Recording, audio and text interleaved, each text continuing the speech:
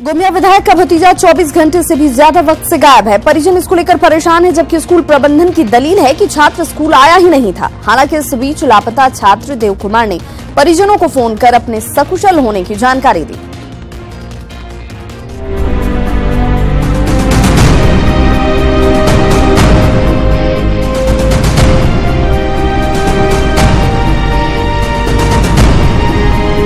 राजधानी रांची के प्रतिष्ठित स्कूल जेवीएम श्यामली के 9वीं कक्षा का छात्र देव कपूर लापता है।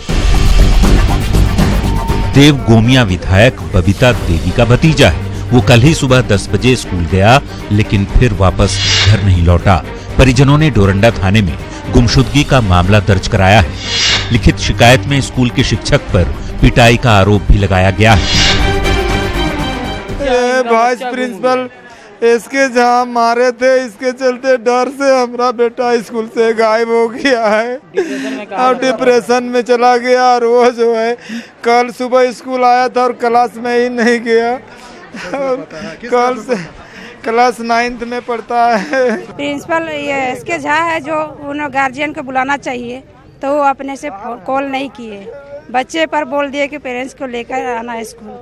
अब बच्चा को भी मार दिया भी गया है, गाली भी दिया गया है। वहीं स्कूल प्रबंधन ने आरोपों से इनकार किया है और मामले को ईव टीजिंग से जुड़ा बताया है। बताया जाता है कि छात्रा की शिकायत के बाद शिक्षक ने कुछ छात्रों को फटकार लगाई थी, जिसके बाद देव कपूर स्कूल आया ही नहीं और उसकी हाजिरी भी नहीं बनी। हालांकि मामले की जांच तेज हो गई है। किसी को हम ऐसा टच भी करें तो उसको आप बताएंगे जब मार दिए, तो वो तो हम एक्सेप्ट नहीं करेंगे, ठीक है ना। और जौहर विद्या मंदिर ईव टीजिंग को कभी भी बर्दाश्त नहीं करेंगे, ठीक है। ये गलत बात है। बच्चों को हम लोग ये संस्कार देना है, बच्चा अच्छा दिशा में चले। कुछ लड़की और लड़के के बीच में कुछ कमेंट्स वगैरह को लेकर के कुछ बातें आई है सामने में, तो अभी इसकी जांच चल रही है। जांच में फाइनल जब तक नहीं होगा तभी हम लोग बता पाएंगे कि सच्चाई क्या है। राजधानी के स्कूल से एक छात्र गायब हो जाता है, परिजन परेशान है, लेकिन प्रबंधन की दलील कुछ और है। सच्चाई क्या है, ये तो पुलिसिया जांच के बाद ही सामने आएगा। लेकिन बड़ा सवाल ये कि यदि मामला ईव टीजिंग से जुड़ा है, तो फिर अभिभावकों को सीधे तौर पर स्कूल की ओर से क्यों नहीं सूचित किया गया। न्यूज़ 18 के लिए रांची से मनोज की रिपोर्ट।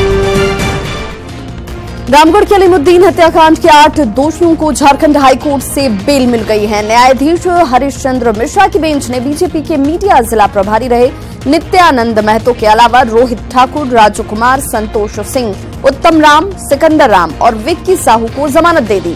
आपको बता दें कि प्रतिबंधित मांस ले जाने के दौरान भीड़ ने अलीमुद्दीन की हत्या कर दी थी और इस मामले में 11 लोगों को आरोपी बनाया गया था।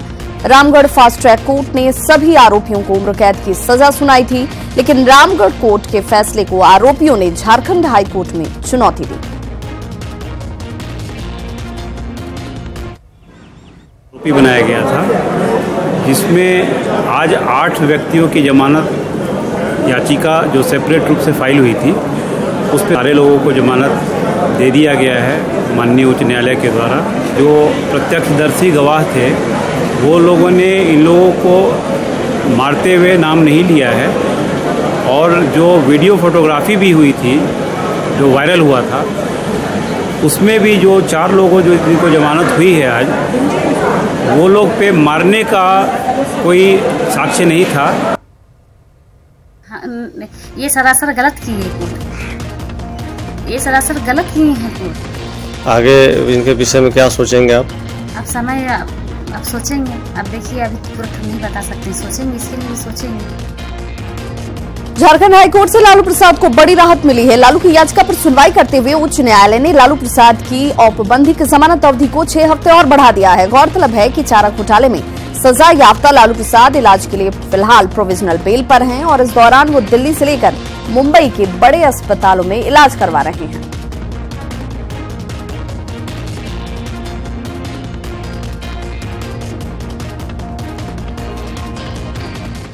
को लेकर आपने याचिका दायर की, आज सुनवाई हुई, क्या हुआ सर उसमें?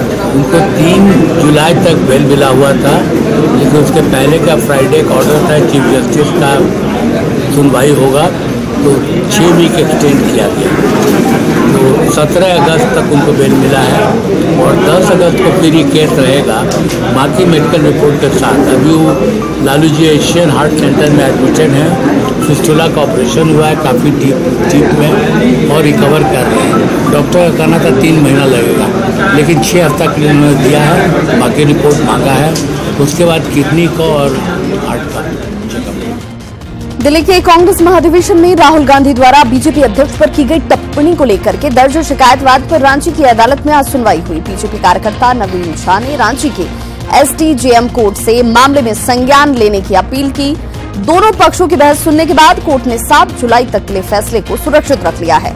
वहीं कांग्रेस ने शिकायतवाद पर तीखी प्रतिक्रिया व्यक्त की है।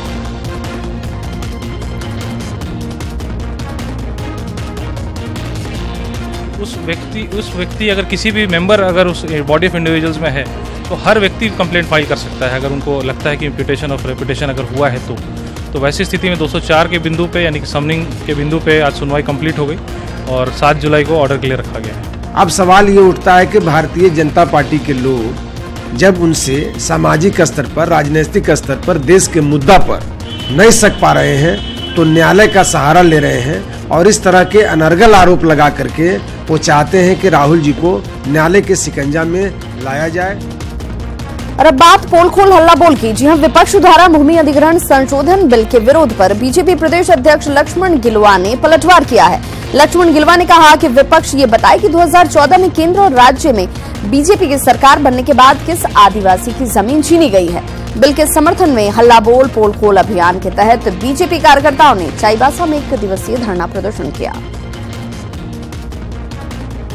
और कांग्रेस से जरा पूछना चाहता हूं कि इस बिल में, इस सरलीकरण में कहां पूंजीपतियों को लाभ पहुंचाने की बात है, कहां किसी आदिवासी मूलवासी की जमीन हड़पने की बात है, लेने की बात है। ये जो भ्रम फैला रहा है सरासर झूठा है, गलत बात बोल रहे हैं। कहीं ना कहीं ये लोग राजनीति कर रहा है। स्वच्छ भारत अभियान हो या फिर सब घरों में बिजली पहुंचाने की बात हो, यानी कि अनेक योजनाओं को आज भारतीय जनता पार्टी की सरकार ने जमीन पर उतारने का काम किया है। सरायकेला में खरकई नदी पर गाजिया बराज के पास स्थित डायवर्जन पहली ही बारिश में बह गया। डायवर्जन बहने से आदित्यपुर से राजनगर तक का संपर्क टूट चुका है। इससे ग्रामीणों को खासी परेशानी हो रही है। वहीं डायवर्जन बहने से निर्माण कार्य की गुणवत्ता पर भी गंभीर सवाल खड़े हो गए हैं। गाजिया बराज द्वारा डायवर्जन को ठीक करने के काम को शुरू कर दिया गया है। कि जितने भी यात्री लोग हमारे लोग आते जाते हैं और डेली वेजेज पे जो काम करते हैं वो काफ़ी मुश्किल का सामना करना पड़ रहा है कि उनको टाइम पकड़ना बहुत जायज़ होता है। क्यों वो टाइम से अगर नहीं कंपनी जा सके तो उनका घर में खाना बनना बंद हो जाएगा, क्योंकि वो कंपनी नहीं जाएंगे तो उनको ड्यूटी नहीं मिलेगा।